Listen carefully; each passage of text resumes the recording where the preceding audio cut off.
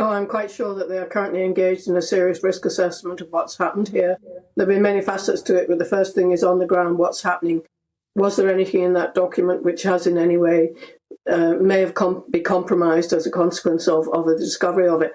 I find it almost incredible that this could have happened, you know, that a document of this huge amount of content. It sounds to me like the operational plan for the visit, for Biden's visit to the University of Ulster or something like that.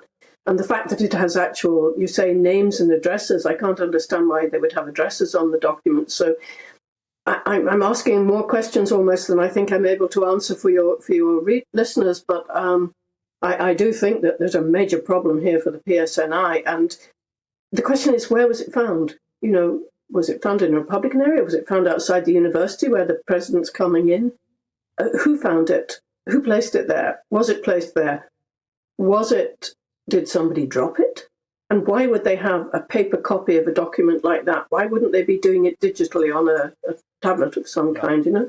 So I just have so many questions. And as you say, the primary one will be, is there any additional risk as a consequence of this?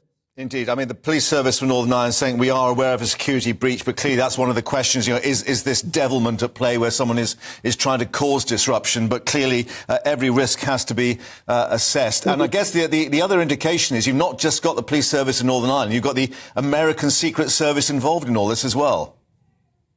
Yeah, I mean, I don't know if you're suggesting that they're on this list. Are you suggesting that?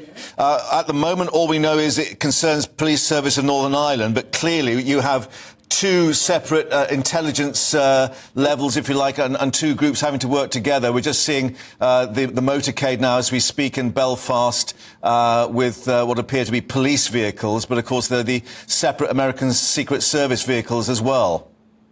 Yeah. I mean, it's a major operation to move the president anywhere, and all those roads have been closed for so long that I think this part of the operation will just run absolutely smoothly. I don't see any difficulty with that at all. You'd need to know what's in the document to know of any additional security risks which may derive from the content of the document. But I'm quite sure President Biden will get into the University of Ulster and all that will go very smoothly and there'll be no hiccups. You make an interesting point, however, and that is that quite often these things aren't paper copies, that they're held in laptops or in hard drives and so on. Well, if it's an operational document for the commanders on the ground, you'd expect them to have it on tablets and things, and you certainly wouldn't expect them to be wandering around the streets with 5-page documents to fall out of their pockets. That just beggars belief, you know, it's as simple as that. So I don't understand how this document got there in the first place, and that was why my initial question was, is it genuine? But the PSNI are clearly taking it seriously, and that adds credibility to it. Yeah, and clearly with their American cohorts, they have to be seen to be taking it seriously as well. Yeah, I mean, the American intelligence people will be there on the ground and they will be doing absolutely what you say. There'll be no scope for, hopefully, anything go wrong. No, indeed. What do you make then of the political aspect of this and what's being said about President Biden himself? I mean, clearly eyebrows were raised when it was noted it was just half a day in Northern Ireland and the rest in the Republic. And, of course, we now have a bit of political fallout with the White House having to say, no, he's not anti-British. Yeah, I mean, I don't think there was ever a question that he was anti-British. I think America wanted to see the institutions of the Good Friday Agreement up and running, and in particular the Assembly up and running. They wanted to be able to celebrate the Good Friday Agreement in full. And they can't because those institutions aren't working, many of them at present.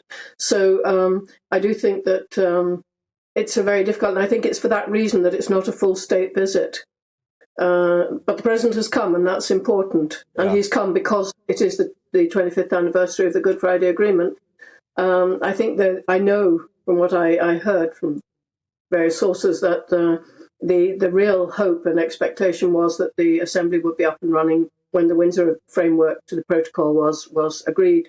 That didn't happen. Yeah. And I think it's for that reason that we didn't have a state visit.